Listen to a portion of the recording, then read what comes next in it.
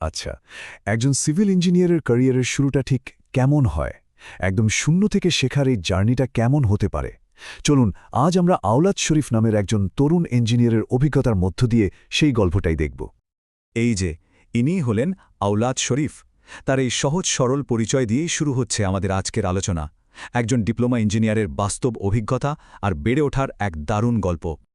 তো প্রথমে তার পরিচয়টা আরেকটু ভালোভাবে জেনে নেওয়া যাক কিভাবে শুরু হলো এই উদীয়মান পেশাজীবীর পথ চলা।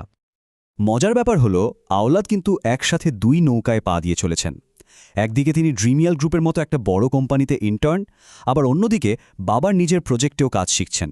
মানে কর্পোরেট জগতের নিয়মকানুনের সাথে সাথে একদম হাতে কলমে কাজ শেখার একটা দারুণ সুযোগ, তাই না?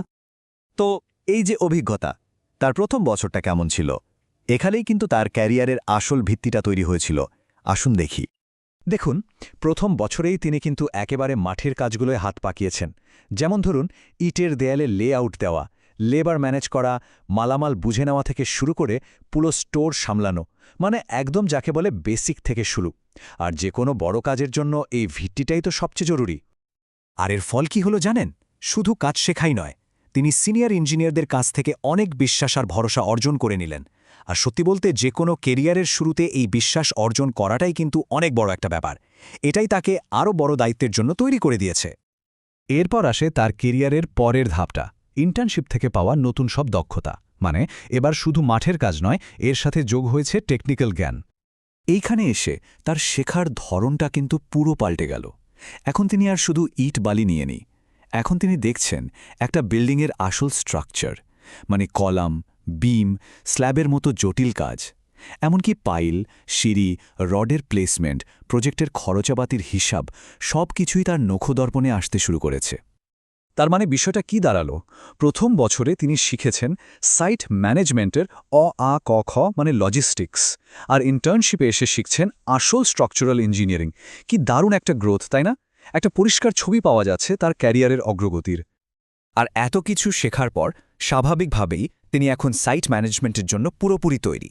তার মধ্যে চলে এসেছে একটা অন্য লেভেলের কনফিডেন্স। আসলে তার নিজের মুখ থেকেই তো শোনা গেল, এই কথাগুলোতেই কিন্তু তার পরিশ্রম আর আত্মবিশ্বাসটা পরিষ্কার ফুটে ওঠে। এটাই হলো কঠোর পরিশ্রমের ফল। কিন্তু মজার ব্যাপার হলো, এত আত্মবিশ্বাস নিয়েও তিনি কিন্তু শেখা থামাচ্ছেন না।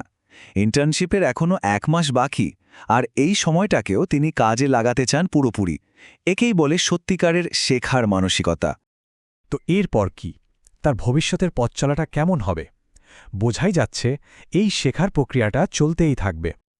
তার নিজের একটা খুব সাধারণ কিন্তু খুব পাওয়ারফুল মোটো আছে, আরও শিখব, জানব, দেখব।